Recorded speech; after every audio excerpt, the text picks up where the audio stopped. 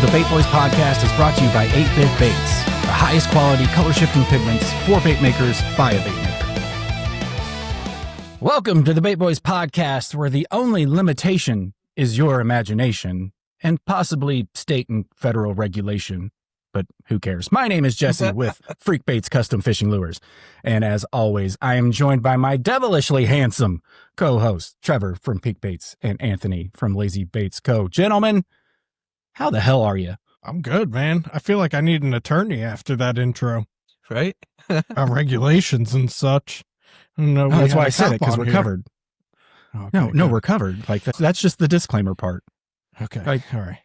Just in case anybody takes your imagination too literally, make sure I'm relieved. Checking all state and local guidelines. Absolves us of any and all liability. And that's a fact. Okay. But anyway, Trevor, how are you? I am swell. Thank you for asking. How are you, Bob? I mean, Jesse. Like back to you, Bob. back to you, Bob. I couldn't be any better. I'm very excited because tonight I am hanging out with my boys. It's just the three of us, as Gary and Kevin Van Dam intended. This is episode 2 of season 2, and you can tell we're already off to a strong start. We are fresh off of episode 1, which, boys, how about that first episode? How about that guest? Banger. If you haven't watched episode 1, stop what you're doing right now. Somehow, some way, I'll throw the little card thingy up on the screen to where you can click on that and go watch episode 1 first, because we had a banger of a premiere episode for season 2. We had Jason and Amanda from Epic Bait Molds on, and out of the, so we're 24 plus 2, 26 episodes we've done. That is easily one of my top 3. I'm not going to name the other 2 because I don't want anybody to feel left out, but that was a great episode. I enjoyed watching it, and trust me, I watch every episode at least 3 times. So sometimes, even if it's a great guest and a great episode, you kind of get sick of it after, sometimes 6 to 8 hours of listening to us talk. That one I never got sick of. Great episode. So go check that out. We'll leave the link in the description as well if you missed the little card, because I'm not going to do that again, because I will be lucky to figure it out once. But this is episode 2, and it's a Just the Boys episode. We figured, we wanted to start off the season with a bang, but we wanted to follow it right up with a whimper. No, just kidding. We've got we got my mom's 3 favorite bait boys, I guess. I don't know. Or our mom. I don't know. Maybe not. Yeah. You'd have to ask her. Thanks. That's Freak Baits. Mama Freak Baits. Yeah, sure. Man. Yeah. If you can't tell, we loosely planned this episode because it's more fun that way. It's not always not as set in stone. We do have some fun stuff that we're going to talk about, a few different topics that we're going to cover in episode 2 of season 2 of the Bait Boys podcast, brought to you by 8-Bit Baits. You like how I worked in the season sponsor there, guys? Just like smooth, like it was nothing, like it was completely natural. That's why you run this show. It's the blind leading the deaf, I think. Anyway, we want to take a few minutes to shout out our season sponsor for season 2, and that is 8-Bit Baits, the top quality bait additives, hollow shift powders, siren scales, anything you could really want to add into a bait. I mean, other than paint, I guess. Hey, maybe Michael, if you're watching, maybe start a paint line. I'd buy it. I think you can use it in paint. You can use it in paint. Yep, that's right. And so huge thank you, Michael. We each got our own little care package from 8-Bit Baits as a part of their sponsorship for this season. And we just wanted to take a few minutes to show off some of the cool stuff that you can get. We're not going to go through everything we got because stay tuned. It's a lot. Very generous of Michael and 8-Bit Baits to help us out with the product line here. But I just want to show off a couple of things that I got. So one of my favorite things in the package that I got is this pixie dust, this sunfish pixie dust. This stuff is nuts as far as the shiftiness. All this stuff can be used whether you're doing soft plastics or using it in epoxy. It's safe for both. It doesn't bleed. It's very, very, very high quality stuff. Hand curated by Michael and 8-Bit Baits. They've got the pixie dust. They've got mica shift. They've got siren scales. These things are cool. Lights blowing out here, but that's my favorite. the bigger flakes. This one is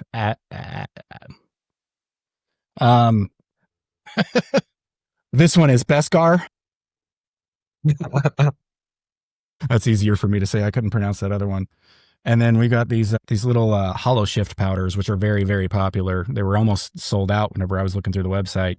You can only get them in the smaller ones right now. But from what I understand, Michael will have these restocked in January. So coming up very soon. This month, actually, as of this podcast airing. What did you get? What do you guys have that you want to show off? So I got the Beskar also, but I'm excited about Ariel. I wonder if I can get this to focus. No, not really. No, probably I'm not. going to do the YouTuber thing where I cover it with my hand. Yeah. But look at that. If you can see it. This is like, it's like almost translucent, but then has like purple and green. And I'm thinking this would be cool for like hand dabbing them in like spots on the bait to make it look like broken up scales. That's what I'm going to try to use this for. I got a bunch of the siren scales because I feel like those are sick. Crushed rupees, siren scales. I also got the Vice City hollow shift. These, right? The little ones. That's a fun one. Yeah, you've used the Vice City. I've used that one, yeah. And pixie dust. Oh, I got that one too. I did get the sunfish pixie dust, and then some big mica shift powders, interference blue and green. You definitely can't see this on the camera because it's white, but I have a plan for this that I don't think many people have shown. Little secret, and I'm gonna expose it. It's gonna be cool. Expose it. Everyone's gonna be using that. And then at the bottom of this bag here, we got some freaking sick stickers, man. Did you get stickers? Oh yes. Bait trucking and 8-bit. So yeah, that's a bunch. Yeah. What about you, Trevor? You got anything you want to? Oh yeah, I got some of the mica shift powders as well. I got I'm excited to use this. It's interference violet. I'm a sucker for purple. So, but that's a second place want to use. The first place is the mica powder Tempest. Can you see it? Can I do the YouTuber thing? Does that work? It's like a blue? greeny blue. Yeah. Oh yeah. Okay. Yeah. You can see it more on the like not in the powder, but like on the outside On of the the tub. sides. Yeah, Like, yeah. on the side of it, you can see it. You can see it shift there. But And I'm a little familiar with the siren scales and the pixie dust, but these are the ones I'm really excited to give a try out and see what they can do. awesome. And Well, You've used this stuff in soft plastics, right? Yes. So after I gotta say that I gotta jump in and say this. After we watched the Epic Bait Molds episode, me and my wife were watching it. She's like, I'd like to get back into making soft plastics. So I was like, all right, let's get some molds then. And she's like, do I have any Epic Bait molds? And I was like, no. And then we ended up ordering some. So I'm hoping to get her to use some of this in soft plastics because, as I've said before, I suck at making soft plastics. But yeah. So we got some Epic Bait molds coming next week. They'll be here. That's exciting. Yeah, You want to share? What'd you get? Or make us wait? No, I don't mind sharing. I don't remember all the names. I got the 7 and it was mostly big swim baits. One is the 7.5 inch Epic Prey bait. you just thoroughly upset Trevor or excited him. I don't know which one. Excited. Well, here was my logic, and I'm glad she agreed. Like, a lot of people make good, like, conventional baits already. You know, like stick baits and craws and stuff like that. And Epic has some really nice craw molds, but I feel like you can really be creative with like a big swim bait. She got 2 open pores. I can't remember the names of them. One of them is the Nate Marling one with all the ribs. You know which one I'm talking about? It has all the rib bait sections. Is that a prey bait? Oh, no. You mean like it's got the like really aggressive ribbing? Yes. I can look up the name real quick. Oh, what's that called? The I want to riblet. say like the aggro or something like that. I think that's it, the aggro. Hang on. Yeah. I'll tell you in 1 second. But yeah, so my logic was it's nice to be able to offer stuff like that. And also, I like a big swim bait. So if she's going to be making them, at least I can steal some. Yeah. Have your own supply. Yeah. So I can just go down there and get them. All right. 7.8 inch Epic Boss open pour. And yes, the 5.1 inch aggro, which is the one with all the ribs. And those two were open pours. The other one is a big injection. But yeah, so hopefully next year we'll have some cool soft plastics made with some 8-bit and some other stuff, whatever she does. Whatever she ends up doing there. Well, nothing goes better with epic bait molds than 8-bits, powders, flakes, scales, rupees, hollow shift. I had to go and clean up the whole area that she used to do it in because I took it over.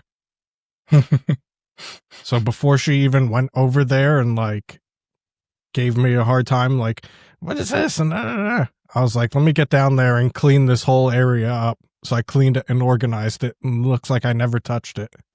So smart man. Yes. I'm smart man. Positive I missed something though, but it'll be all right. That's whatever. It'll be all right.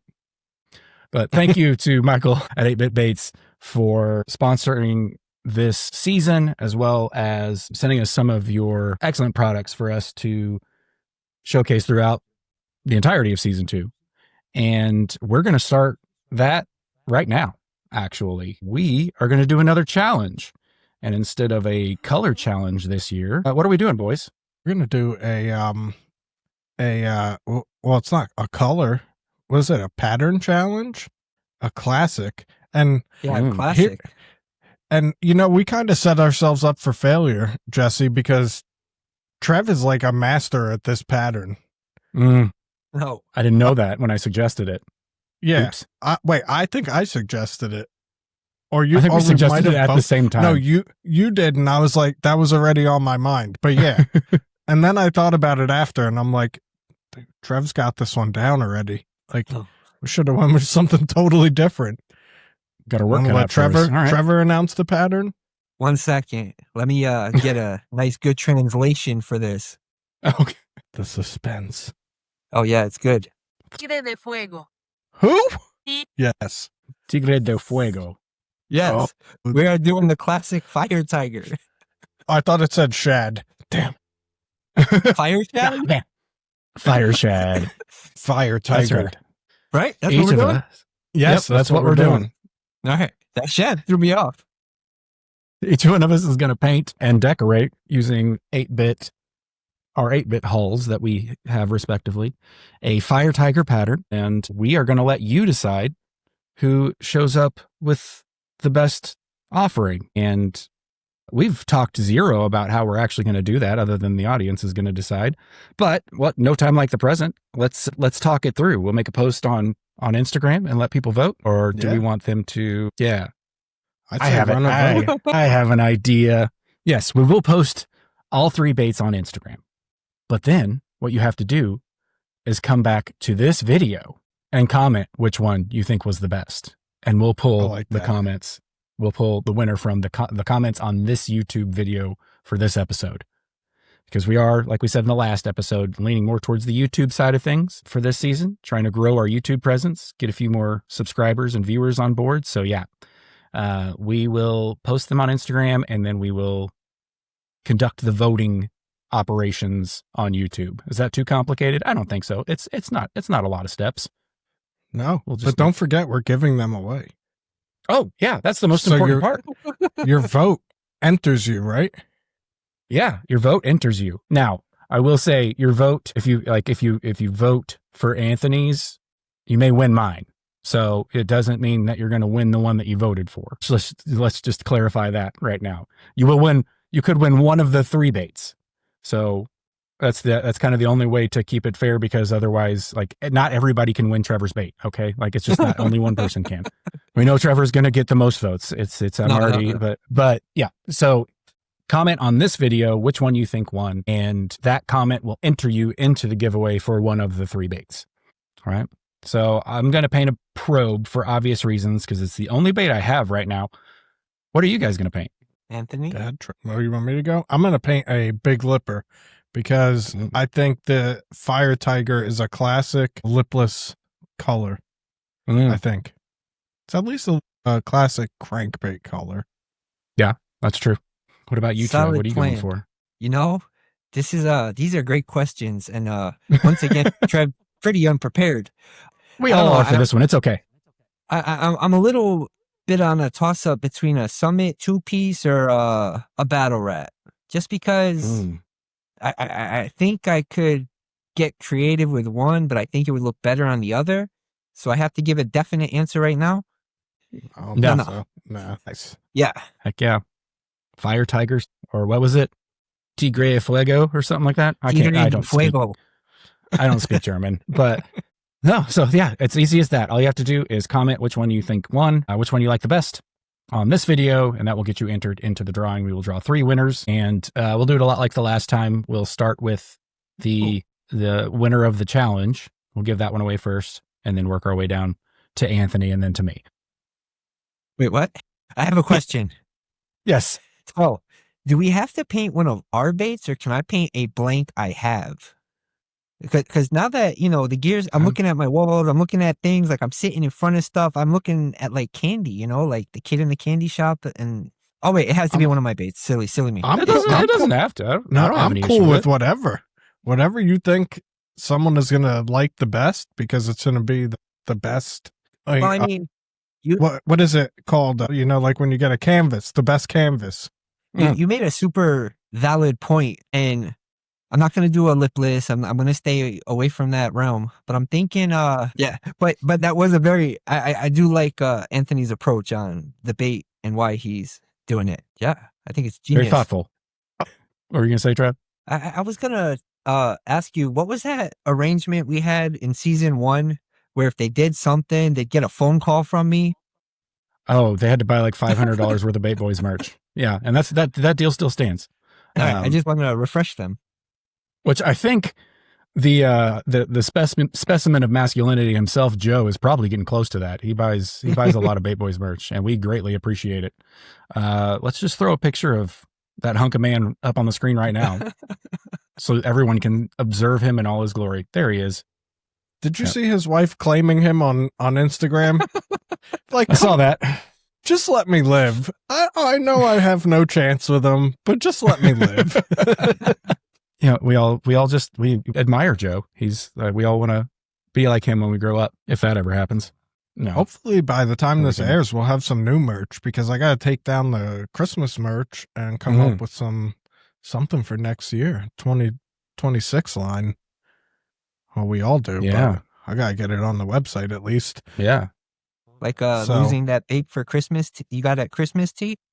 Yeah. See, that's a good one. Well, we're going to cook up some classics for next year. So be on the lookout for springtime merch. Heck yeah. Link in the description. Bait Boys merch. Get it while it's hot. Brand new lineup. We don't even know what it is yet. Nope. That's how fresh you will. Got to click that link, because we don't, we can't show it to you because we don't know what it is.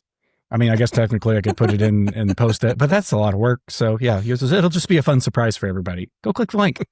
But yeah, so that's the challenge. And is that this week's giveaway? It's going to have to be, right?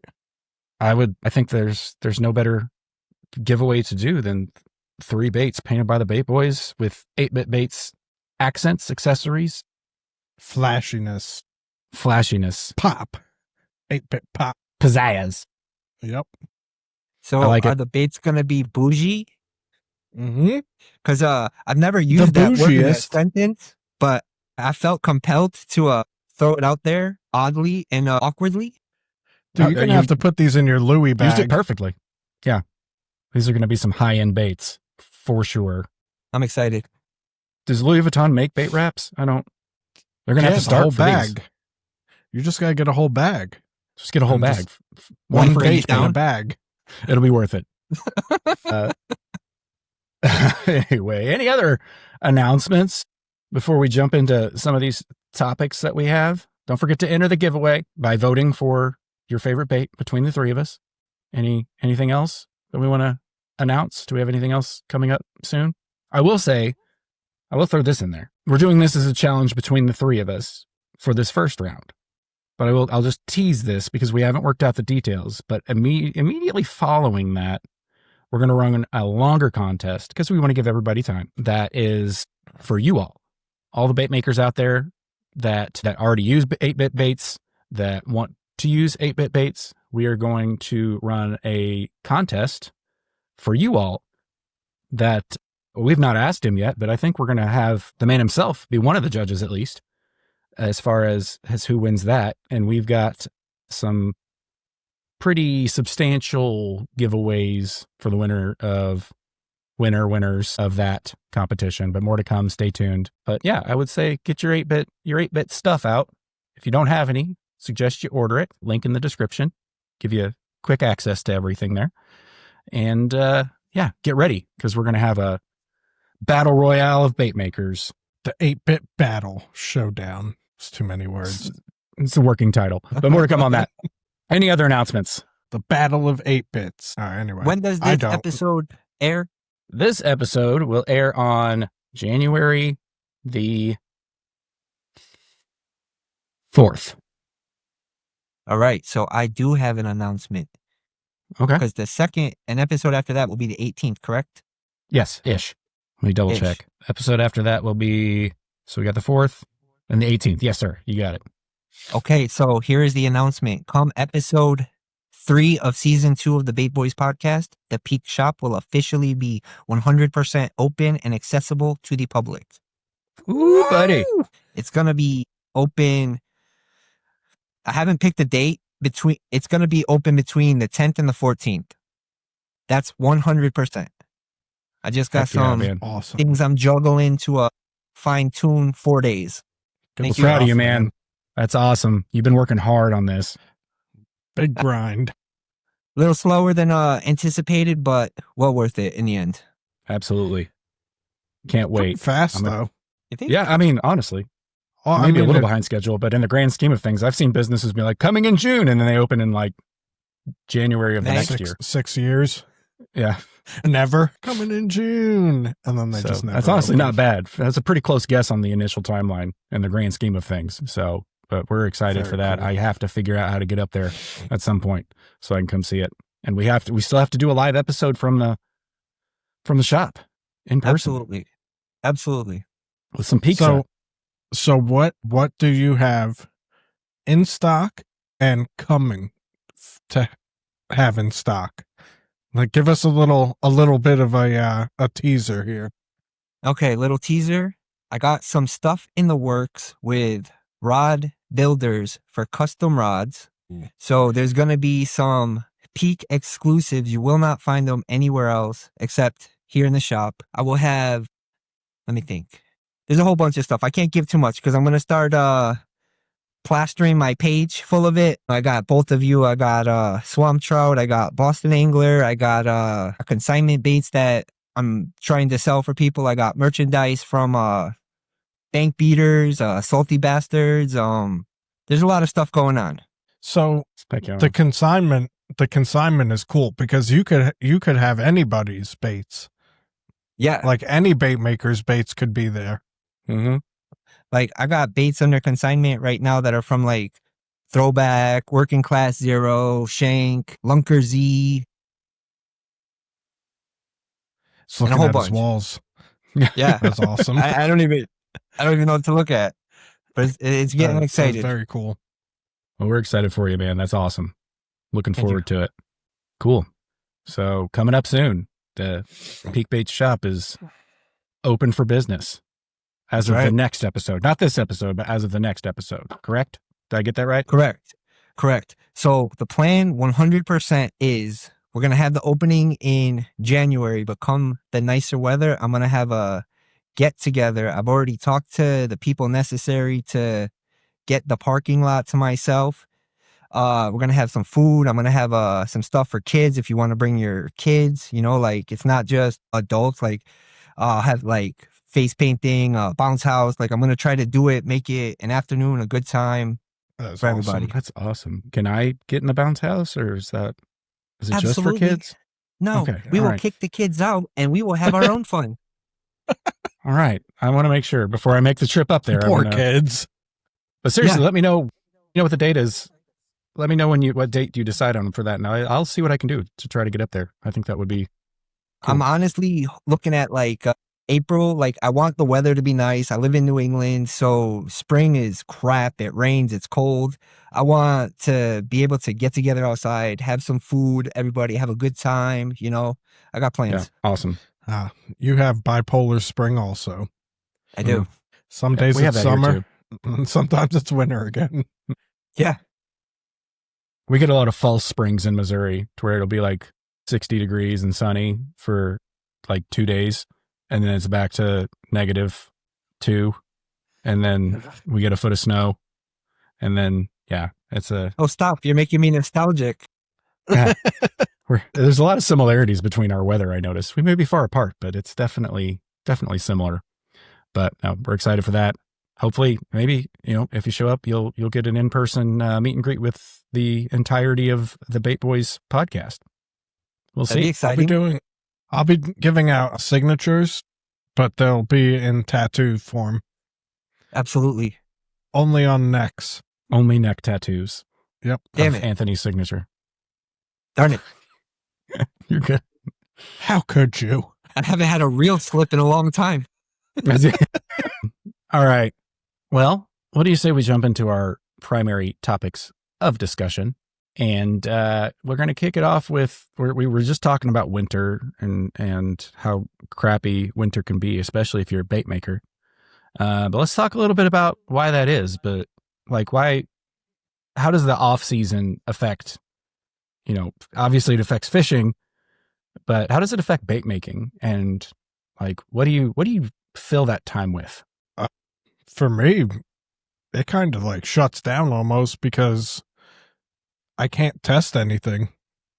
Now I can test something because this year I got a little test tank, but still most baits, like I can't really sell because I can't actually get out and fine tune them.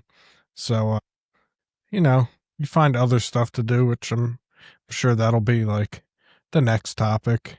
But, yeah, you really just got to find other stuff to work on. You can get some stuff done. But what about you, That's Trev? fair. What do I do in the winters? I make a heck of a lot of soft plastics, I notice. I've done that the last 2 winters.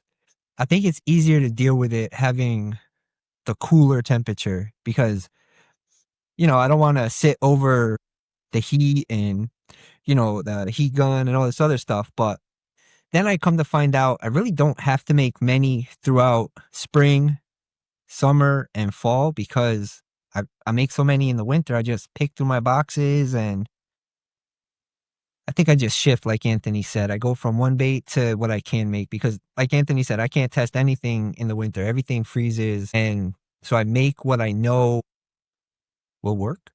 Yeah, I've already gone through my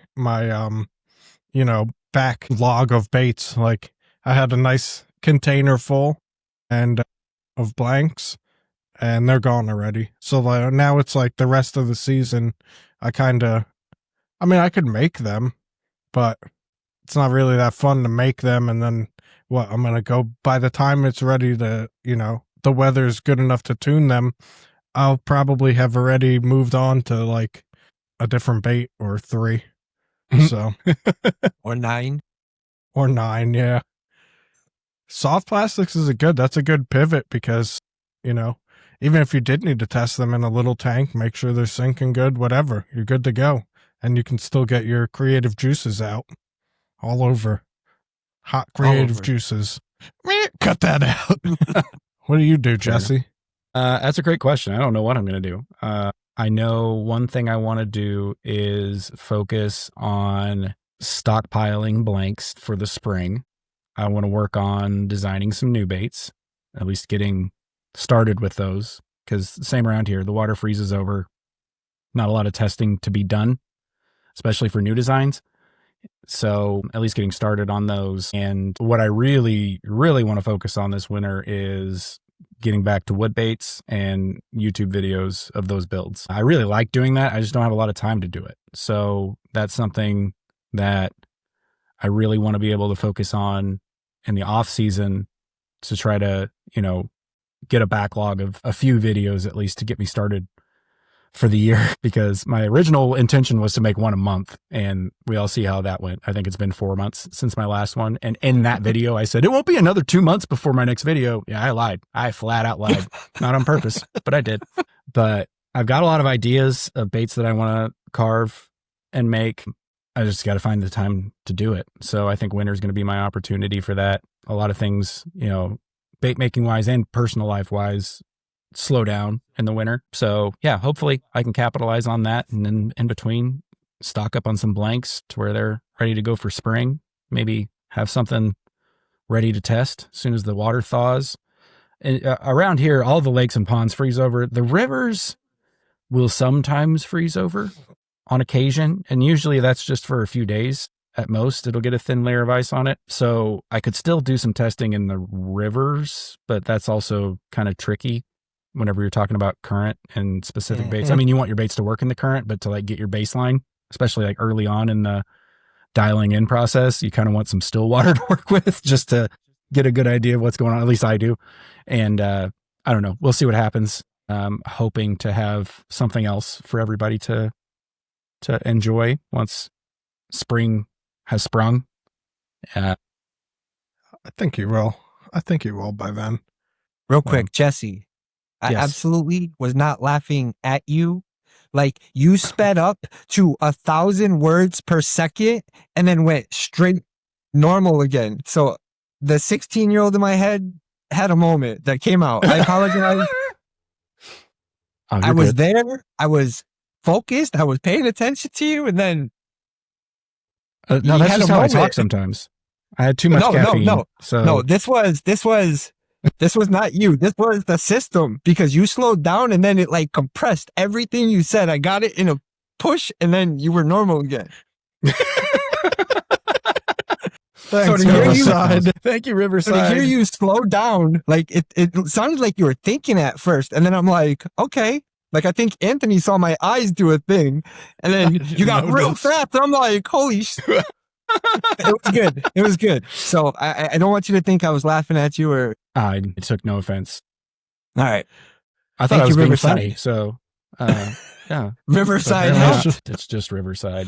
Yeah, that's my plans for the winter. I really want to focus on content creation and getting a good schedule with that, and getting kind of front loaded with that to where I can, because it's, you guys know it's hard to make baits and make content and make, life happen and make money and make, I don't know. I think it's a solid plan.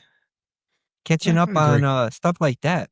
I imagine, especially with the podcast now, by the time you're done editing this stuff and, doing all the work for it, editing a YouTube video is probably the last thing you want to do. You probably want to go stub your toe or something. Actually, editing the YouTube videos is a lot more fun than editing the podcast, because I can be a little more creative with it. Right. So because it's not that bad. you can cut in some shots, transitions, whatever. This is just making sure you're cutting out any of the mistakes that the automated editing does, pretty much, right? Like, you just gotta keep watching it over and over and make sure it is a clean transition through the whole 2 hours of us talking. So we appreciate you doing that. That is the majority of what I do for the podcast, is just let the AI editor do its first pass, and then I have to go through and adjust literally everything. But it's easier than the old way I was doing it. So I'll take that. It takes me a couple hours versus 8 to 9 hours to edit an episode. So no complaints there. I just wish I wish the AI was a little smarter in this case to realize that whenever Anthony is talking, it shouldn't be showing me. It's us. Yeah. It's probably us. Anywho, what do you think is the biggest challenge for running a bait making business over the winter? Because obviously everybody spends their money kind of pre-Christmas or pre-holiday, whatever. And I don't know if you guys experience the same thing, but it kind of you get a little bit of a boost like right after Thanksgiving. People are really eager to buy stuff. But then as you get a little closer to Christmas, it starts slowing down. And then after Christmas, it's kind of dead until the spring. Do you guys have the same experience? Because that's what I noticed last year. Last year was my first holiday season selling baits. So that's what I definitely saw, but that's really only 1 year. What do you guys? I would say that's totally accurate. You know, people buy stuff for gifts. A lot of the country, people are locked out of water right now. So, you know, short of like them wanting to splurge one day and get like, treat themselves to a little something, bait sales are basically like, they plummet this time of year, probably pick back up January, February, tax season. I compare it to like if you are a landscaper, you know, like thankfully I know all of us have other, you know, jobs that we do, but if you didn't, like, you would really have to prepare for this time of year. And I feel like what a lot of people would do is right now would be building inventory for like show season. Like I notice a lot of guys like Gift Glides and Perco, like right now they're building up stock for show season. So like you got to think, if you're going to make that type of investment, you have to save up throughout the year to make sure you can do that during this slow season, because I'm sure, you know, Dennis isn't selling out all of his baits right now and, you know, reinvesting that money. He's probably using what was made throughout the year to invest for next year. So for sure. He talked a little bit about that on the episode that he was on, that how like, during the down months, he just gets ready for, you know, because he is full time. Yeah. He gets ready for show season and just builds up his stock. So I think that's a smart plan. For me, I don't do shows. So yeah, I've thought about it, but I also realize my own limitations sometimes and realize I'm probably not ready for that just yet, but maybe someday. It's a big, Trevor's been asking me for years, for like the last 2 years now. And I'm just like, I don't, like, you have to be ready to, you know, make that type of investment to make it worth it, to show up to something like that. And like you said, I know my limitations. Like, I don't have the amount of time I would like to really focus on making a lot of quality baits to show up to a show. So I just haven't taken that step. Yeah. That's fair. Yes, Trevor, what do you think? Go ahead. What do I do in the winter? What are the challenges of running a bait business in the winter? Yeah.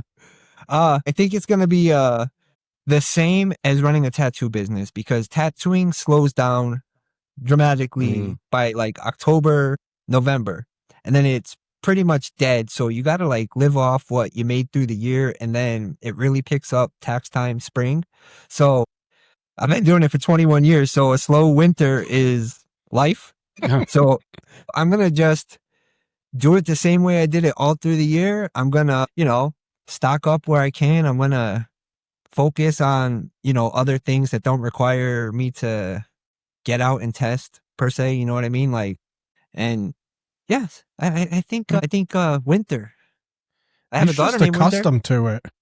Yeah. Fair point. But I don't know where to go. You want to?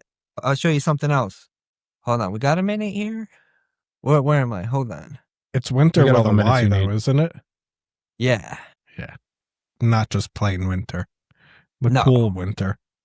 Yeah, I had to get a little creative with it. That's the winter I deal with. Hurricane winter. She's a hurricane already. That's not too bad. She is everything of her brother and sister and whoever she's going to be rolled into one. Like, she runs the house. She don't let that cute face fool you. She is deceptive, I'm going to say. All right. So I have a question, because you guys both have daughters. Is it normal for them to get violent at nighttime? Like, before they go to sleep? Because our daughter gets like violent, hitting. She's only 10 months old and she's like throwing hands. I'm like, what are you doing? My second daughter, she is much more violent than the other two ever were. like she don't want to do nothing. It's her way or nothing, or else she's fighting you. She's throwing down. She's like, come on. And you're like, whoa, back up. And you just got to take the beating. Yeah. All right. Well, at least I'm not alone. She even comes and makes sure I'm sleeping so that she can do whatever she wants. I'm like, whoa. Roles are reversed here. What are you doing? She's a bully. my daughter's 13 now, and she's super chill and like very like easy to get along with. So I will tell you that there's hope, because she was a holy terror when she was that age. She was, I mean, constant fits. Yeah, she would slap, she would hit, she would pull hair, she beat up kids at school and preschool. Like she had better. She had what do I have to look forward to? She had some rage in her little body for sure, but she turned out awesome. Like it was a phase that she went through. She grew out of it, thankfully. And now she's chill. She's calm. She's got way better control of her anger than I do. And yeah, so there is hope. I don't know that all kids are the same, but I will say that I'd imagine not. Everyone's an individual. Yeah. Once she hit around that like 8 or 9 mark, things got better. 8 or 9. She's only 2. Yeah. You got some time. You're gonna age 20 years in the next 6, just so you know. As a result. But no, yeah, that's so Trev's accustomed to this lifestyle. Yeah. Oh yeah, she's got a 6-year-old helper that they gang up on us. The little one runs the show, but she has her minions. That's hilarious. Yeah. Well, anyways, bait making. Hey, listen, I'm sure there's a lot of parents out there too that like they find some reassurance in the fact that, you know, if they have you're not alone. A tiny dictator in their house, maybe they'll grow out of it. Maybe they won't. But either way, enjoy it while you can. Right on. Well, we talk about what we're going to do over the winter break, but what did you guys do over the podcast break? Like, what did you work on while we were not doing this for 6 weeks? Boy, that was so long ago. I know. It was like a week ago where that ended. No. Yeah. I remember someone being depressed playing odd instruments. I won't do it, but yes. I bought multiple harmonicas only to find out our intro was a kazoo. Mm-hmm. So, and I 3D printed this and put a piece of a Target bag in it. Want to hear it?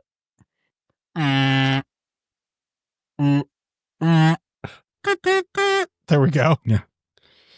That's the only whole thing, or we'll get pulled off of Spotify. Anyway, I released the quick lipper mold. I had one sitting behind me, but now I don't. We did the burb. Can we talk about the burb? We can talk about the burb. I'll have that up, that video ready soon. So me and Jesse are doing a similar thing to the other molds that I offer. So Jesse made, I have it right here. I have the original. Oh, hey, yeah. This is the burb. So Jesse made this out of wood. It's a walking bait. And then I made a specialty resin video, shout out to them, using their cast and mold fast to prototype it. And it worked amazing. First try with the lead. I put in the resin version and it just worked amazing. So Jesse knows at least a little bit about what he's doing with designing a bait. Sometimes. So that's reassuring when you're watching a bait making podcast that they at least know a little bit. So yeah, we're going to be offering molds to make this your own resin version. More to come on that because we got some cool stuff planned for releasing it. Yeah, Jesse's going to be the star of the show. Yay.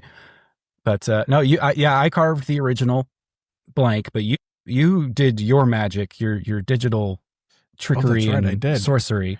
Do we have a second for me to grab one? You can keep talking. All right. Or I can just cut it out. And Anthony be back now. And I'm back. And see, he's back. Just like that. Magic. I had to pull it out of the UV box. So this is the wood version. And then this is what the resin version will look like. How long has that been in the UV box? I thought you did that like weeks ago. Right. Dude, I get nothing done making baits. I did this. I put it in there. I mean, the box wasn't on the whole time.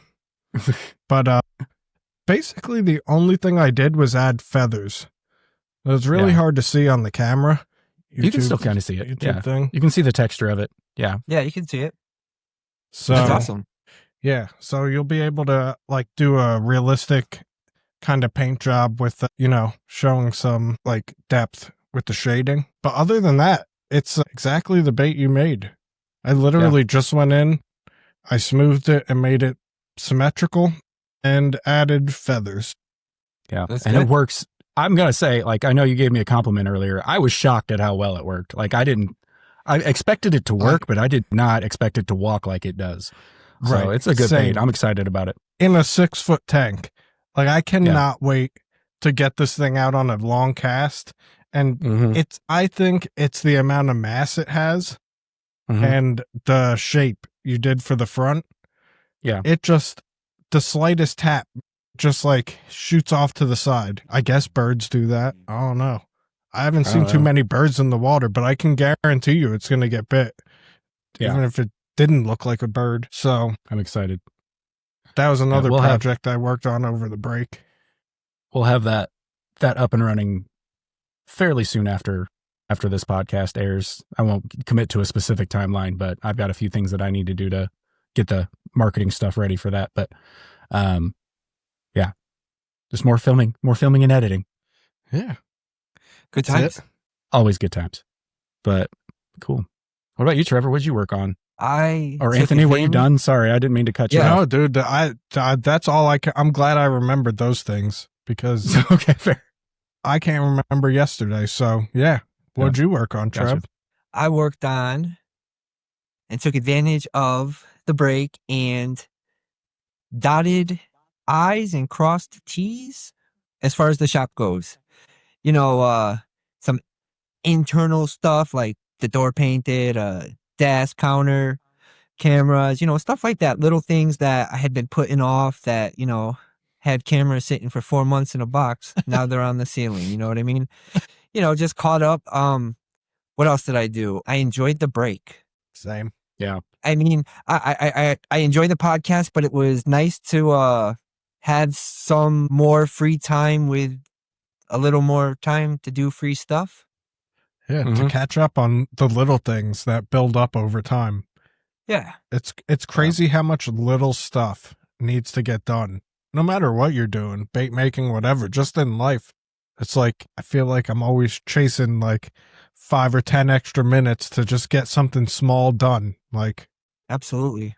Tighten the door hinge or something crazy. Like, you too? Yes, there's like a million things that need to get done that damn door hinge. No, that's not true. I had to tighten the door handle. Well, hey, listen, one day in the not so distant future, maybe we'll be at like 3 million subscribers and we'll all be making bank off of this podcast. And then you can just hire people to do those things for you. Likely story, Jesse. A girl can dream, right? Right. No, I enjoy the podcast and I really like doing this. I wouldn't work as hard at it as I do if I didn't love what we're doing here, regardless of how many people subscribe or if we ever do end up making our money back on it. It's not about that for me. But so I say that to lead into during the break, I did a lot of work on the podcast, specifically from just kind of restyling a lot of things, redoing the intro. Hey, I haven't gotten to ask you guys publicly, what do you think of the new theme song? How do you feel about that? Us or the audience? I love it. You guys. I love it. I think it's great. I'm less sad that the other one had to go. Yeah. It's not that I didn't love the old one. It's just that Spotify kept pulling our episodes because of it. We could use it on YouTube, but couldn't use it on Spotify. And we're trying to get everywhere. Currently working on trying to get us on Apple too. So yeah, we RIP to the old theme song, but hopefully you all let us know what you think of the new theme song down in the comments below. Unless you don't Trevor, like it, then don't let us know. Yeah. Unless you don't like it, then keep your opinion to yourself. Can't say anything nice. Don't say anything at all. Trevor, what are your thoughts on the new theme song? Every time I hear it, I want to start a pit. It's a little rowdy. Trust me, it's not the rowdiest version I had. It definitely amps me to want to get violent, but I have to control it because, it's 2025. And, it's a little thrashy. Yeah. It's a little thrashy. It's cool. It makes me happy. You can't get violent in this day and age. Yeah. Not even for fun. You'll end up in, you'll end up in jail. Well, I mean, so let's clarify to everybody. that's AI. I used an AI program to make the theme song, as well as a few other songs that are available on Spotify. They're all so sick, though. AI is so scary. Yeah, we did a Baitmaker's country ballad. We did that one's not even out yet. That may not even be out by the time this airs. We did a new metal Baitmaker's anthem. We did a Christmas song. And this one just released as of this episode going live 2 days ago, an alt pop rock grunge trap song called Poor Malone. So that'll be available. It releases January 1st. So if it's already out, available. We have a lyric video here on YouTube, and it's available on Spotify and Apple Music. That one, it's so much easier to get songs on Apple than it is podcasts. I'll just say that. Really? Yeah. The songs, they don't really care too much. The podcast, you have to basically send them a DNA sample, cut off a finger, give them your firstborn. Yeah, do a full credit check. Apple's a little picky on that stuff, but it is what it is. But we're working on it. We're just trying to decide whose finger we're going to cut off. And yeah, so hopefully you all are enjoying that. It's just for fun. We are not musicians. We write the lyrics, kind of, for the most part. Then AI does the rest. And in every one of those videos I put in the description, this is just for fun. We write the lyrics. The rest is AI. We are not that talented. You should support real musicians. I want to throw that out there. We're not doing that to take anything away from real musicians. How many songs about bait making are out there? I know of 3 now, and those are the 3 that we've released so far. So if you're a bait maker and you want, we're hitting all different genres. We got everything from new metal to country to alt pop, trap rock. They hit home, though. They hit home, especially with the lyrics on the screen. You follow along. You're like, wow, that's me all day. Yep. Oh, it's available on YouTube Music as well. So if that's your thing, then you can get them there. But yeah, so go check those out. We got a playlist of bonus content that'll be in the description below. We'll have a link to that playlist down there, and you'll find those songs, or find them on Spotify if that's more or Apple Music, whatever you want to do. Find them at the grocery store. I don't know. Maybe they're there. Can you imagine walking into like Walmart and you hear Making Baits playing on the on the speakers? That'd be sick. Yeah, that'd be cool. Are we anyway, on vinyl? I got way off. We can be. Really? We'll have to pay a lot of money. We'll have to pay a lot of money.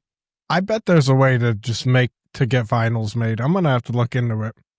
Look into it. I'm happy to offer Bait Boys vinyls. The best of the Bait Boys, which is just all the songs because we don't have that many. All 3 of them. There's 4. There's 3 available right now. The next one is coming sometime. I think we should do one better and offer burned CDs. Burned CDs. I can do. On the corner? Yeah. Sharpie right written on it. Yeah. Heck yeah, go old school. Now I'm getting nostalgic. That's yeah. I was that guy in high school. I was like, hey, need a CD? It's a music. Was it CD or CDR? One of them you could rewrite over it. The other one was like junk. It was like once it's made, you can't, and you're like, oh, this is a CD, not a CDR. Yeah, but most CD players wouldn't play a CDR. You had to have special CD players to play the rewritable ones. So it was, trust me, these are all problems I faced. Struggles. As a young man in a computer class in high school when CD burners and DVD burners became a thing. But I made a little cash. I'm sure there's a statute of limitation. I pirated movies and music for people. Come at me, Metallica. I don't know. Great. Nice knowing you, dude. Hey, whatever gets us on the map. But yeah, so check out our AI music. Leave us a comment. What genre or topic, bait making topic, would you like to hear a song about to add to your bait making playlist? And you can listen to the soothing tones of AI voices. They actually all sound pretty good. Like I gotta give them credit. It's not our voices. Don't worry. We are working on a plan to go on tour and perform these songs live, but we all need to.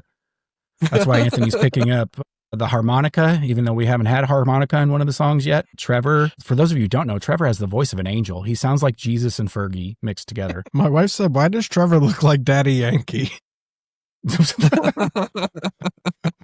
On the one that I was roasting the picture of all of us, we still got to do that. Roast the AI versions of us. Oh yeah. That's a segment we're putting together for future episodes. We're gonna show you some of these AI generated photos that we've. Was I wearing the chaps? Basically, no. Was it the Poor Malone one?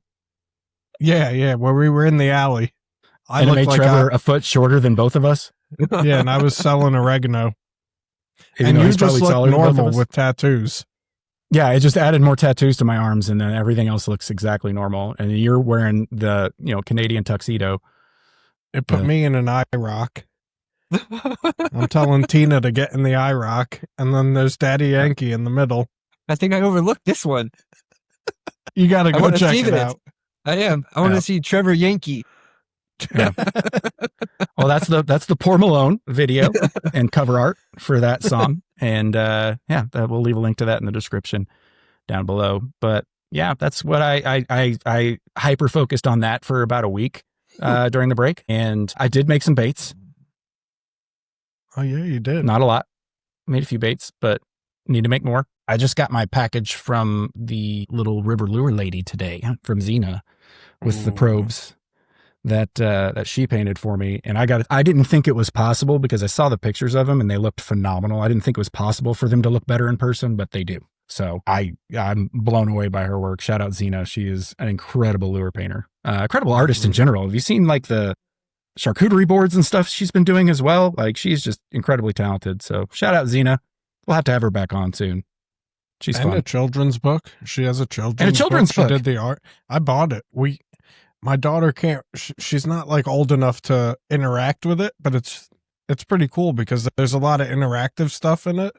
So I'm holding off on giving it to her until she can actually like not destroy the book by rip the pages out of it. Yes. So we haven't busted that book out yet, but it's really cool. Yeah. You have to say it like Xena. So How to Catch a Crappie.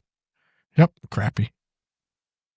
Available on Amazon. Heck, yeah, this is not sponsored, but we support all of our fellow bait makers and bait painters and the entire community. So we'll throw a link in the description to Xena's book. Go check that out because, yeah, especially if you have kids, it's a really, really neat book. I looked through some of the stuff that she had posted. My kids I may just get it for myself. I need an activity book.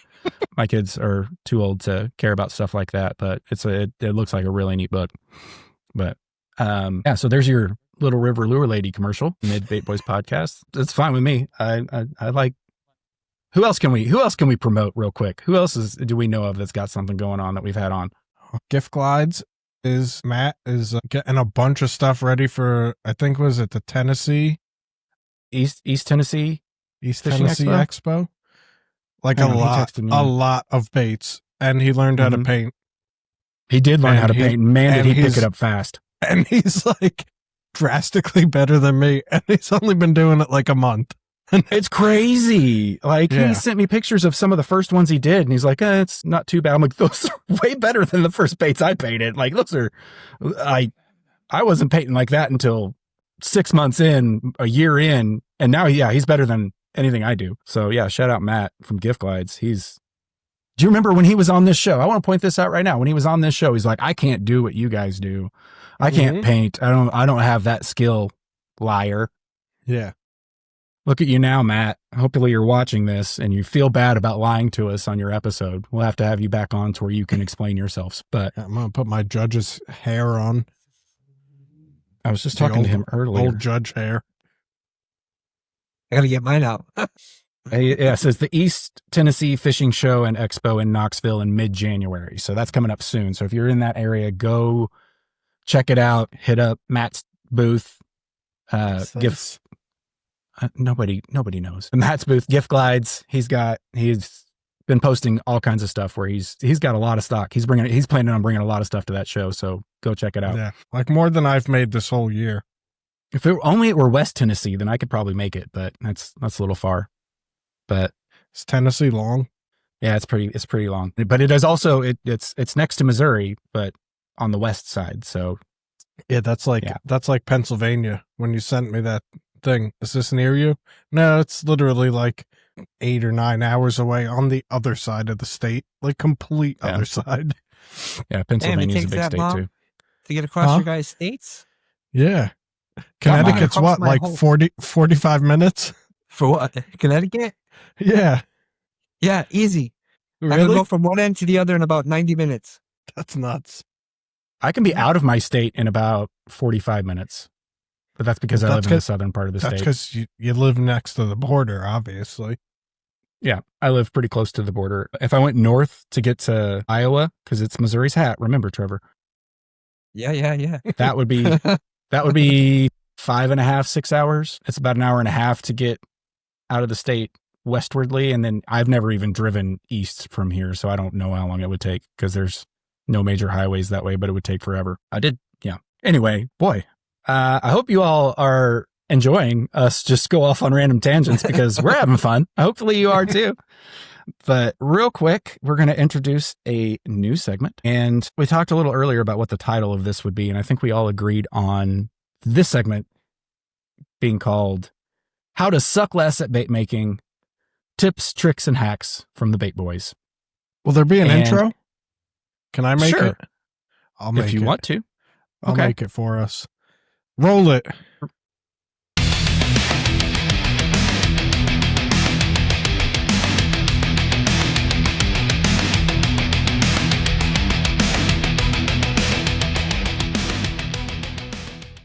That was an amazing intro, Anthony. Wow. Great job. It was fantastic. I cannot believe my eyes. It's like I didn't even see it because it was that amazing. My brain just reset. But anyway, in this segment, we're each going to bring you a tip, a trick, a hack, a product, something that can make your bait making life easier. And we're going to do this every once in a while and maybe compile them all together. And maybe make some videos using the stuff. I don't know. We haven't thought that far ahead. We never do. But we're at least going to tell you what. We're going to tell you the stuff here and now, and starting off in the first segment of How to Suck Less at Bait Making, Tips, Tricks, and Hacks from the Bait Boys. It's a long title, but it's an effective one. Who wants to kick us off? I will. Okay. So what do you got, Anthony? Here. How can you help our viewers suck less at bait making? So, do you suck at sanding and your hands get tired? Not anymore. Yes. This is a callus grinder. It's to grind the calluses off your feet. But do you see how slow it rotates? So it doesn't get away from you like if you're using like a power sander. This thing, see, I didn't have any blanks to sand. What can I sand here? Let me sand my kazoo. See the little bits of dust? It's just enough to like sand the sprue off or like a seam line. No more hand sanding. And they're like $8. And they're rechargeable. Yeah. So amazing. Look on Amazon. I would say, here's the link, but just go on Amazon and look up a callus sander or foot sander because there's like 1,000 of them and they are super cheap. Well, I've still got it sitting in my Amazon cart, so I'll put the link in the description to the one specifically that you're using there because it's if you like it, then we don't want them to find one that's not as good, right? I don't think the one I sent you was the same one. I just went with the one that was on sale. Good to know. But this was on sale when I bought it. There's always one on sale. Yeah, it doesn't have the torque of like a Dremel or anything like that. No. I can see how that could be useful because it's not going to walk on you. Yeah, and it's not going to like dig down the whole side of the bait, like just very gentle finish sanding type of thing. Yeah, exactly. And cordless and rechargeable, can't beat that. Nope. It's a great hack tip trick. You're welcome. You're welcome. Trevor, do you want to go next or last? I'll go last. Okay. All right. Well, my product hack is the cheapest and most used thing on my bench. I use it for every bait in many different capacities, and that is the mini swab. Oh, those are mini swabs. Super tiny. They're not cotton, so I can't really call them a cotton swab or a Q-tip, but it's more of like a synthetic material on the end of it there. But these things are stupid useful. Just a short list of things that I've found to use them for. I will, like if I'm doing a clear coat and there's like a speck of dust in it, it's super easy to grab one of these and just dab that little piece of dust out of there without making a huge mark on the side of your bait and having to re-clear over it. Like it's small enough mark where you can just kind of grab it out of there and it seals back up on its own. I use it for whenever I'm like sealing screw holes in resin baits or even in wood baits. If there's something I need to like touch up with some like a resin microbloom mixture, I'll take one of these and then it's super easy. You can just pull the little thing off and then you just got this really fine tip and there's a tiny little ball on the end, which helps grab that resin. You can get it right down in that screw hole and put it in there and let it cure, or if you're using UV or whatever. Also, it works really good for trout spots as a paintbrush. And you can just, very controllable, very small. You can just, it holds a little bit of paint to where you can make several spots at a time. It's very, very, very useful. I use it for many, many other things, but it's just kind of, it's an incredibly cheap and useful thing to have. And they're disposable, obviously. So you're not having to. How cheap? I think I got 1,000 of them for $7. I'm ordering some. If that much. It may have been like $5. I'll look it up. I'll put the link in the description, but I got 1,000 of them in all different colors. You got me sold when you pulled the thing off too. Yeah. It just comes right off. Because there's always some time you need like a very fine, like if you get a little super glue runs out and you just want to like, you just got to clean that off, or like you said, fill a hole. Or like when I'm gluing tails into the probe, there's always a little bit of squeeze out of the super glue. You just dab that right off there and it's gone without having to like get a paper towel and worry about it getting stuck. I like this segment.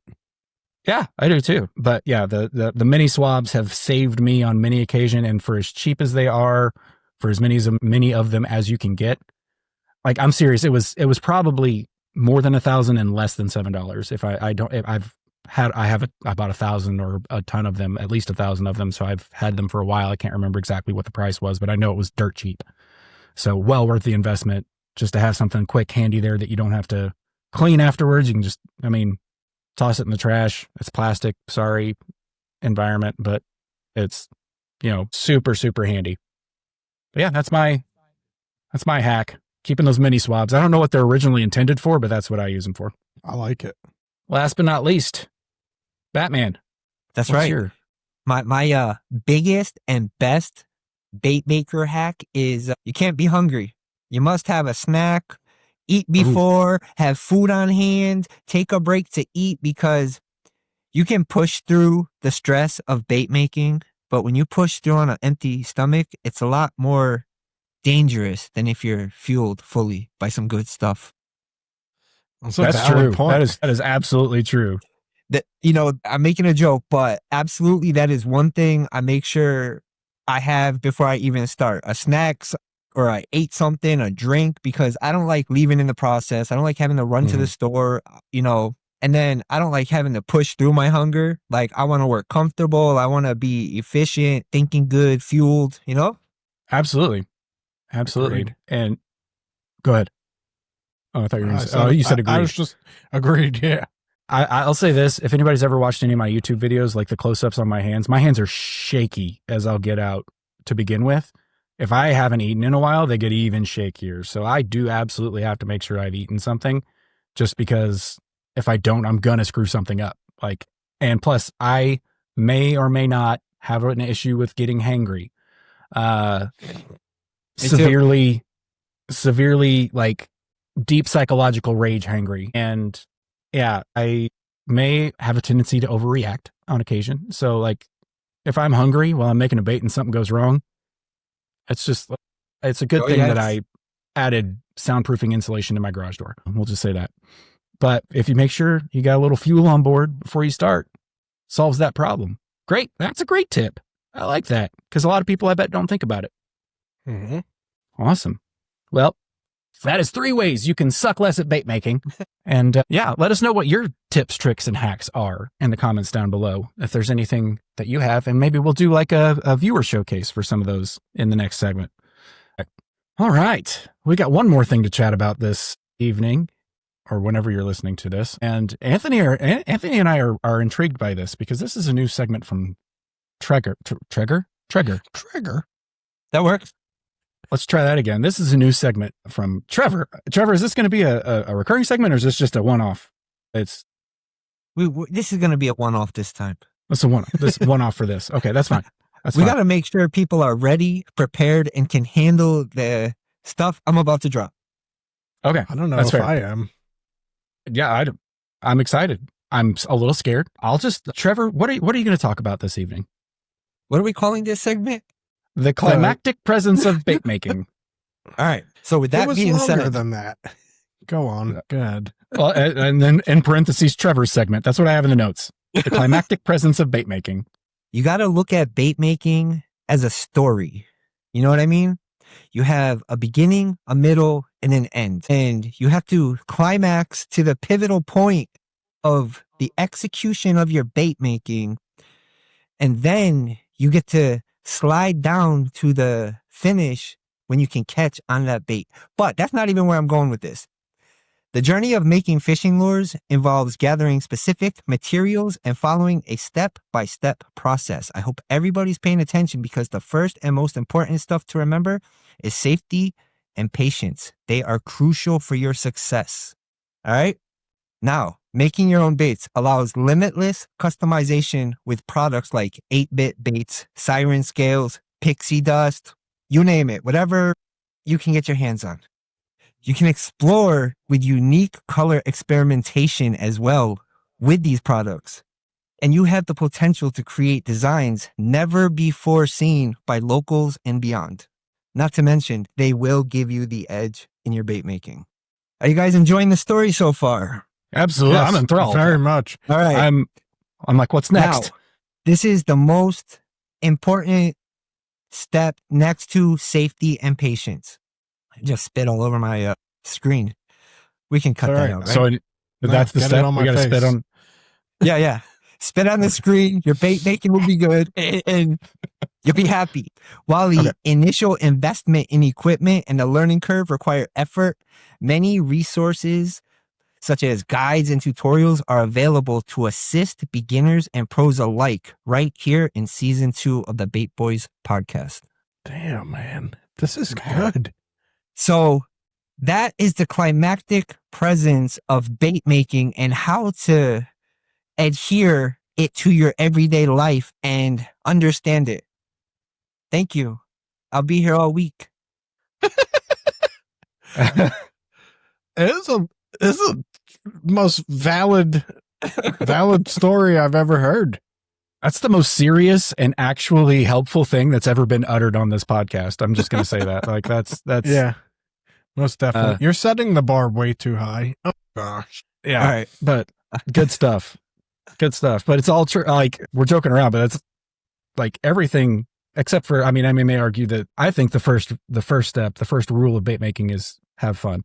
Over safety? Safety third. No, that's what I always say is the first rule. He's big and dumb, Trev. Yeah. Yeah, don't take my word for it. Don't listen to me. Listen, my wife may watch this. I agree with you, but it's number one. Safety first. I've been known to risk a few things to try to make a bait. You don't have to admit to it, but I would guess that you guys have too. No, but seriously, that's all good stuff. I'm going to have to go back and rewatch this just to make sure I caught everything. But overall, and I like the analogy that you had at the beginning. I know you said that's not what it was about, but as far as you set out to make a bait, like there is a beginning, a middle, and an end. And the middle is usually where things get tough, stressful. That's the climax of the story. It's the peak, if you will. Yeah. And you guys like that? Good stuff, Trevor. That was very philosophical of you. I know that we've had some comments that Trevor doesn't talk enough, but if he talked more like this, I think all of our minds would explode. So he's holding back for our sakes. And my own. It's too much wisdom. Yeah. The sequel to that, I feel like, is the fisherman fishing the bait maker's bait. And I know you said it's a one-off, but I'd like your input on that at some point during season 2. I think we need the climactic presence and gifts of a fisherman. Mm-hmm. Well, if we get a good enough liking from our viewers, I think it can make its return. All right, what do you guys think? Let us know. Leave your stuff below. I'm going to felt like because I loved it. The boss right there saying, "Leave your stuff below." Dude, Jesse, we have a replacement for you. No, Thank God. You get a vacation from leading us idiots. The torch is yours. I don't want it anymore. I burned myself. Oh, good stuff, Trevor. I like that. So that was the climactic presence of bait making from none other than the Bat Trev, the Trev Man Bat. Trev Man Bat. The Bat. Trev Man Bat? Yes, our beloved Trevor of Peak Baits. Yeah. So I think we've had a nice, long, very disjointed but fun discussion about a lot of things tonight. Was there anything else you guys wanted to talk through before we start closing this sucker out? Yes. Go for it. I don't know if we can handle any more words of wisdom, so be easy on us. All right. I want to admit something. I had to become a Bob Vila for this project of Peak Baits, but I'm absolutely retiring the job. It was fun to watch when I was growing up. Bob Vila, house modeling, whatever the heck he did, come in. Next thing you know, it's just a framed house, and then now he's installing the kitchen cabinets. So you're done. You're done being Bob Vila. On paper. Now you need the main hammer. The main hammer. The main hammer. Yeah. He'll come That's and a different handle Bob it for you. Don't get me started. That's a different Bob. But so tell us a little bit about your I know you've already told us, but tell the viewers a little bit about your Bob Vila journey, your renovation journey whenever it comes to what you've done in your shop there. There's been some pretty drastic makeover that you've done throughout this whole process. You don't have to go through the whole thing, just some of the highlights. Wow, look what I got myself into. Had to talk about Bob Vila. What did I do? I painted a lot. I ripped carpet up. I put carpet back down. Built a counter. I built too much stuff. I'm good. I'm good till like 2029 on building, but here's Christmas around the corner, or Christmas was a couple weeks ago, so I'm definitely done building. Probably going to be some assembly required for Christmas, huh? Oh, yeah. At the time of this airing, you're done building. After tonight, though, you're going to be building in a few days. Lots of toys and batteries and all that good stuff going together. It was just a lot of tedious stuff. I think the worst was like putting the carpet back. Because it was very carpet. Like Carpet's awful. I had to use the space I had, but I couldn't use the space I had, if that makes sense. Like, ripped it up, but then stuff is in the way. I had to move it, put it down, move. It was a real Tetris experience, to say the least. It was good. Hey, but here you are. You made it. You survived. Place looks great. I've seen pictures. I know you did a lot of painting. A lot more. Yeah. So, and that awesome new background that you have, that's not a big printout. That's Trevor's hand painted artistic hand at work. Yeah. Did that himself. I saw the before and afters of that. It's impressive, but no, it's a lot of thought exciting. Went into it really hard. I'm OCD. That's a curse and a blessing. Yeah, I can imagine, because it's never good enough, right? You have no idea. Like, you don't even want to know like the counters I went through. Like, I went through, honestly, delivered, picked back up, delivered, picked back up, and just to like, I had a vision in my head. You know what I mean? And I didn't really want to settle, so I refused to settle. It's a blessing and a curse. But it's going to be worth it in the end, right? Absolutely, 100%. Can't wait to see the place, man. It has to in be person. Or else what'd you go through all that for? No, it'll be great. It's going to be great. I'm excited to see the place in person eventually, hopefully soon. But cool. Anything else? I got nothing. What's everybody working on right now? Right now, what the heck am I working on? Well, I got a test tank, right? And it's in my basement, and it keeps getting dirty. And I think it's from like dust in the air. So I put like a bunch of filters in it, but one of them like skims the surface, but the water level gets too low. So I 3D printed a like arm to attach to it, because this suction to the side, and then the filter went on this. So I 3D printed an arm so that this can go on that, and then the whole thing can move. That's what I'm working on. Not to change the whole question here, but I feel like winter is a great time to do like what you might consider like stupid things, but they're like going to make things a little more efficient down the line, or like, you get to solve some problems. Yeah. No, it's a great time to reevaluate your whole process and see where you can make things a little easier on yourself, make it more efficient, make it better in general. No, I think that's not derailing. That's just kind of going back to what we were talking about earlier. Good stuff. Trevor, what are you working on right now? Other than the currently shop? Yeah, right. I'm currently working on two things. I'm working on how to kick off the 2026 Catch and Win, and I'm working on a summit haul as part of my opening. Nice. Yeah, cool. So maybe I'll drop a detail. It'll be discounted for your purposes only. Fair. Interesting. I'm intrigued. Awesome. So keep an eye out for that from the Peak himself. I don't know. I couldn't think of anything better to say, but the land of Peak. The land of Peak, the kingdom of Peakville. Cool.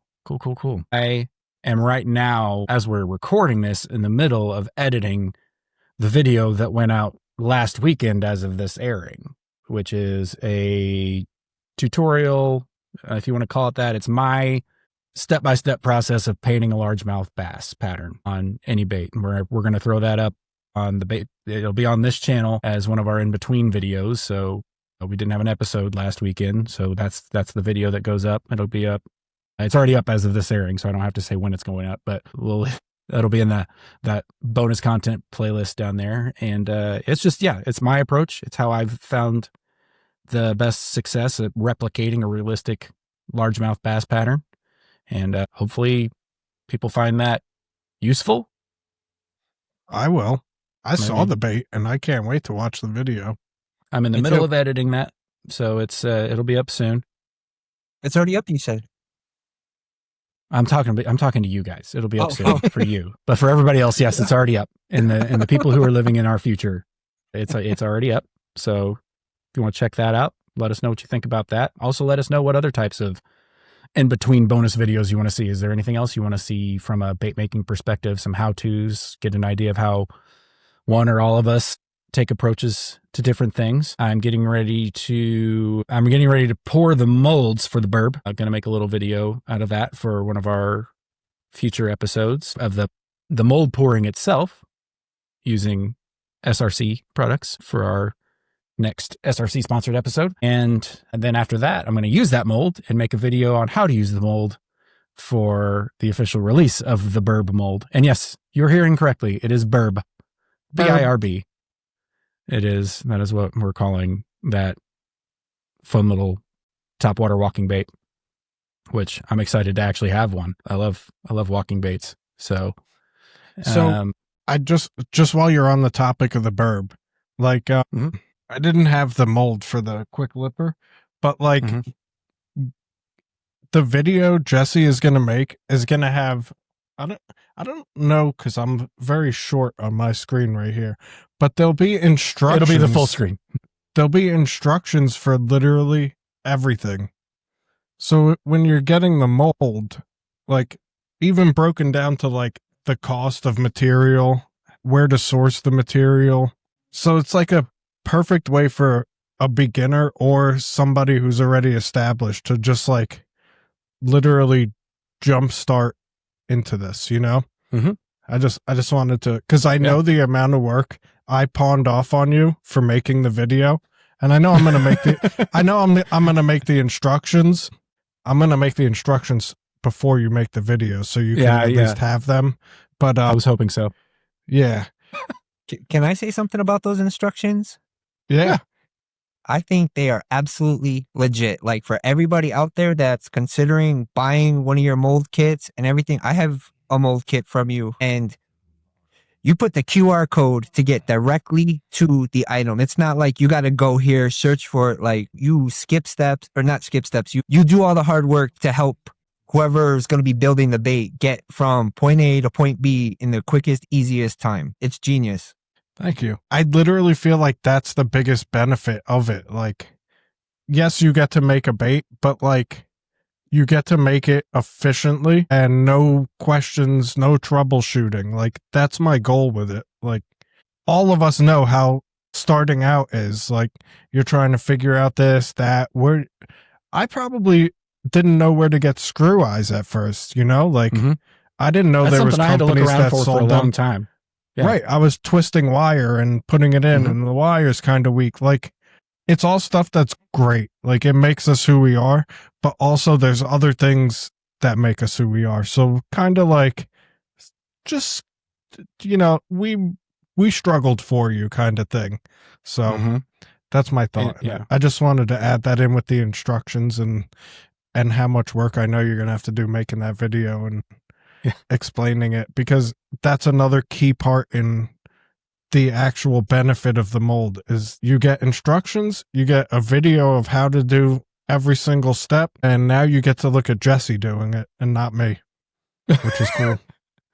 I'm sorry. No, and it's to expand on what you're saying, it's a great way to add a bait to your lineup without having to go through the entire design development process. Like, you've got a bait that works right out of the box, right out of the mold. It's a very easy way, even if you're already established, you already have a lineup, an easy way to immediately expand your lineup with minimal effort. And that's the whole goal behind it. This is my first time partnering with Anthony on this. I know Victor, you and Victor have done a few molds, and I'm excited for it because it's a really cool thing to be a part of, to where it's not like we're not doing this for us to sell these baits. We're doing this for other people to be able to make these baits, whether they're making them for themselves or selling them or whatever.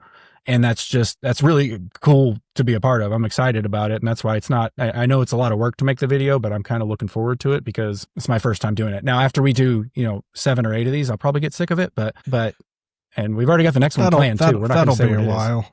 Yeah.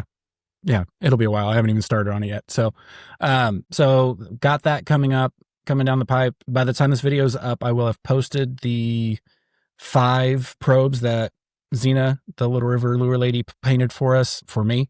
She didn't paint them for you guys, she painted them for me. Those will be posted along with a few that unfortunately I'm going to have to add in there myself. They'll look pitiful compared to what she did, but I'll do my best. So those will be releasing. They will already be out by the time this video goes live. I mean, I'm hoping there's not any left, but there may be some left. So if there are, I'll leave a link down there to those as well. Shameless self-promotion there. I know it's 'tis the season to not buy baits, but maybe you got some Christmas money and you want to use it, or a gift card or something that you want to use to expand your bait collection. What better way to do that than to buy a little, I hate that I struggle with saying, I've said it 3 times or 4 times in this episode and said it perfectly, and then I struggle to get a Little River Lure Lady painted probe. Or buy a bait from one of these guys if you don't want one of those. Buy a bait from Trevor. I don't even have any. Yes. Cool. And that's what we've been working on. So I guess it's time to close it out with our question of the week. Is there anything else before we do that? You guys, anything else you want to? Yes, go for it. I thought of some better wording. So the summit is like a promotional kickoff to my opening. Gotcha. Okay, sweet. I like it. I just want to say thank you again for the compliment on the instructions, because I put a lot of thought into those. So I appreciate it being recognized. That is, I would pay people to do that for me. Well, thank you. Take my notebook and give it to me in a cleaned up version. I would. My notes suck, dude. So this takes me a while to put that together because my notes are garbage, and but they work at some point. It just takes some hieroglyphic translation and decoding. I mean, like, if it's anything like my notes, I'll put something and be like, what is that? Mm-hmm. What number is this? Like, where was I going? I have been making an effort to make my notes a little more legible. And I think I got this from Jesse when he was numbering his baits. I don't number my baits, but I at least in my notes put attempt 1, attempt 2, attempt 3. And I try to keep like a standardized what I'm actually writing. So it's not just like I start going off on like what I had for lunch that day and like how it's affecting my Bait making? The swim of the bait. Yeah. Like it's just the important information, but it's attempt 1, attempt 2, attempt 3. And yeah, I'm working on it. Life Wait, is you guys all make about notes? Yeah, dude. Bro, I have a whole kind of. I just wing it. Oh yeah, I'm jealous. right. You had the best organized process I saw. It was like, I think Trev does the same thing though, with the numbers on the baits, and yeah, it's just the notes, man. There's a reason I do that, and that's because I used to not do that. Yes. And if you've got which one 4 was baits, the good one? That's why I started doing that and lettering each one so I would remember, and then writing down what each one had in it as far as the mixture, the weight, where the weight placement was, things like that. Yeah, I had to do it. I hate taking notes. I hate it. I hate writing in general and typing. I don't like any of it. But I had it's the only way I could get over that hump of, wait, now which one was it? Other than just making one at a time and testing one at a time, which is no. I'm big on pictures, so I'll take a lot of screenshots. I'll go on, I put up a resin micro balloon calculator on my website. If anyone wants to see it, it's click the button up at the top and it comes up. But yeah, I'll take a screenshot of that and then think I'm gonna remember what bait that was for a week later. And then I'm just scrolling through my pictures and I'm like, was that this one or that one? It's useless. Why even do it if I'm not going to do it the whole way? I'm like, oh, I'm going to take a screenshot. All right, good. Now I know. No, I'm not going to know what that was for in a week. That's me with screenshots in general. I take them man, I need to grab a screenshot of this so I can look at it again. And then never look at it again. Forget that it exists immediately. Yeah, for everything. No, yeah, we'll throw a link to your calculator in the description too, because it's super handy to have a resource like that to where you don't have to sit there and try to figure out the math on your own. It does it for you. I hate math, so it's great. You want me to explain it for a second? Sure. All right. So it's something I selfishly made because I needed it for my process. You put in the end weight that you want in your cup. Say you want to mix 50 grams total, not your bait weight, just what you're mixing, and then what ratio. So it's not a percentage, it's a ratio. So 30 to 100 or 31 to 100, or if you want to break it down further, but I just do it by 100 because it's easier. And then it gives you the total weight of micro balloons, part A and part B of resin, and then the total resin. And the reason I made it is because there's other things like it online, but they just give you it'll be just a ratio total without the part A and B, that extra step of dividing the one by the one part of it by 2. So then I would always have to open my calculator on my phone and divide by 2. Which seems like such a stupid thing to be trying to cut out of your process. But it's the little things like that add up to being very inefficient for no reason. So that's why I made it for myself.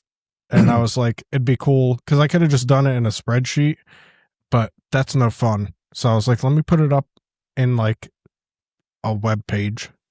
Yeah. So that's how it works. It'll work for any resin or micro balloon. It's not specific to any brands. You just have to know what ratio you want. For Sack Pig, I like to stay up in the 30s. But say you were using a non-silicate coated or whatever they are, they're usually a lot more powdery.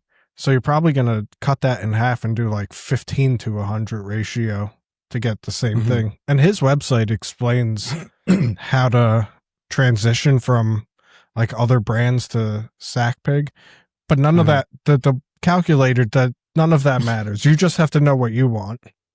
Yeah, I like it. And we'll leave a link in the description. Make sure you bookmark it so you have it at hand whenever you're in those situations where you need it.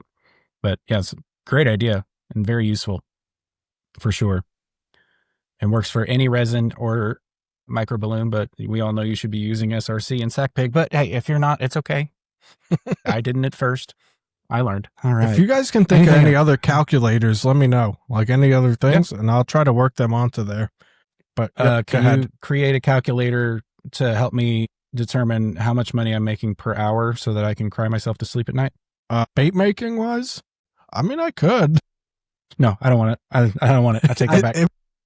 I asked AI to generate how much I made this year based on some numbers. It will make you cry. Yeah.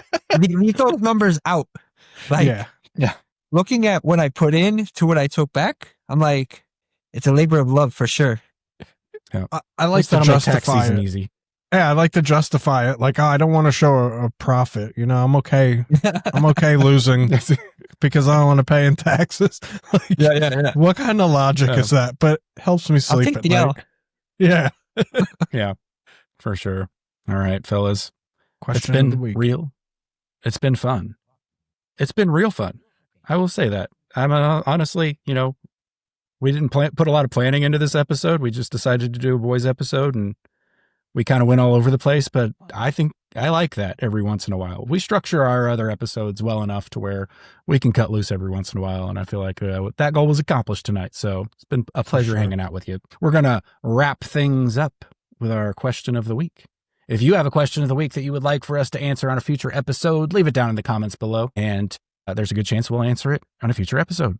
This week's question of the week, should we change the name from question of the week since we're doing this every 2 weeks, or no? No, leave it. This week's question of the week comes from Shane Walker 3248 on YouTube. I may or may not know this gentleman. He may or may not be my friend that fell in the lake that I talked about in an earlier episode in season 1, but will not confirm or deny. But he did have a great question for this week's question. Would you prefer to stick with 5 favorite and dependable lures for the rest of your life, or use a new lure every trip, never repeating? Ooh, that seems like punishment. It's a tough question. Like it's a hard question to answer, which I thought that made it a good one. For me, the second one is punishment. I like what I like, so I'm definitely going. Give me 5. That's all I need. That most of the time, that's what I do anyway. I just shove them in my pockets. Give me 5. Those are the only 5 you can use for the rest of your life. I'm cool. It'll take me a day or 2 to figure out those 5, but I'll settle on something. Trevor, what do you think? I am absolutely a creature of habit, and I am taking the 5 for the rest of my life, and I'm going to kill with them. What if I lose them? Well, I mean, same style. You're not limited to just... They'll respawn in my pocket? Yes, they respawn. Yeah. All right, good. Or you can only buy those 5 lures for the rest of your life. We'll just say that. Like that sounds good. Okay with that. Yep. Big government has taken over facial recognition in all lure stores to where if they see you trying to buy something outside of your designated 5, they send in you get tased. An assault team. They tase you. They send you back for reprogramming. And you have to. Why are you bringing up this dystopian fishing future? Yeah, right. That sounds terrible.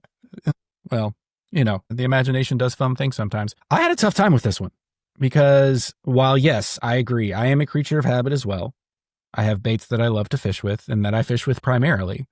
I also get bored easily. So there's that to contend with. And I still think I would go with the 5 favorites, but it wasn't an easy, like automatic for me to say that, because there is the advantage of fishing with something new every time you go fishing is you get to try everything, right?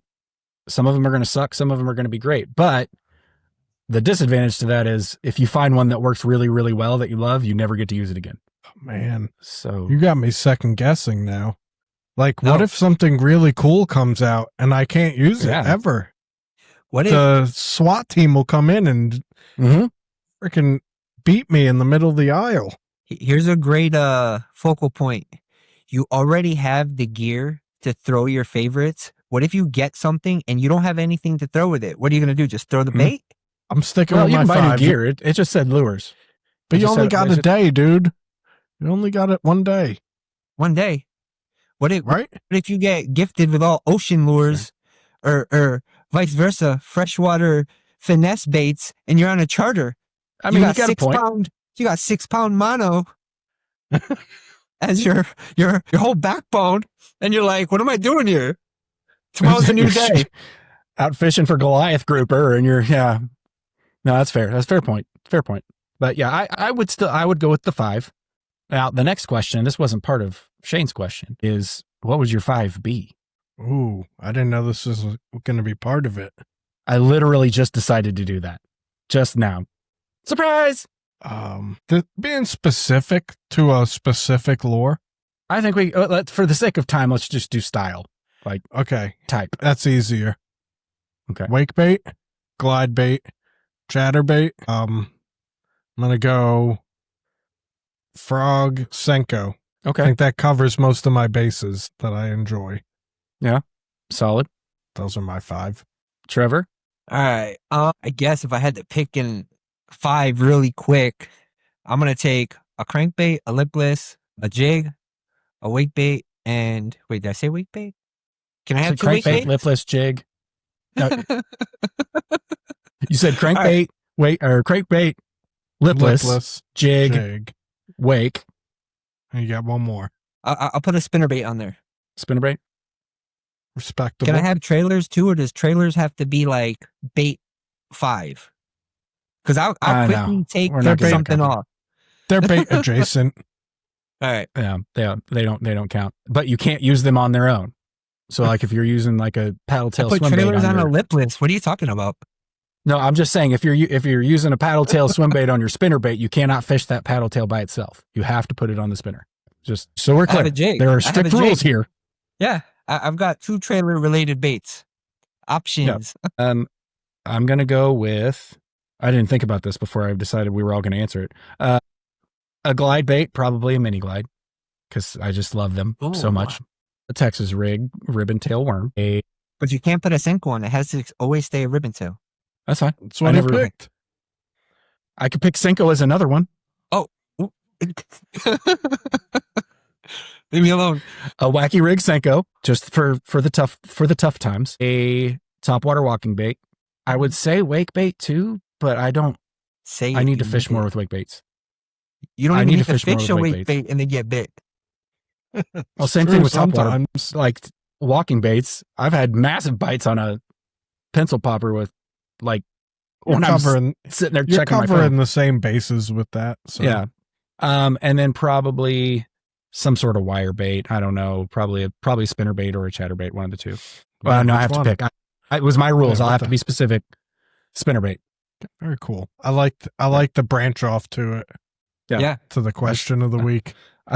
Bonus question. I thought of that in the moment and put no thought into what my answer was going to be. So that's so thankfully this is all theoretical and we're not actually being monitored by Big Brother Bait and yet. Anyway, I think they'll be looking at things other than your fishing preferences if that ever happens. Anyway, who's they? Guys, they. You know who they is.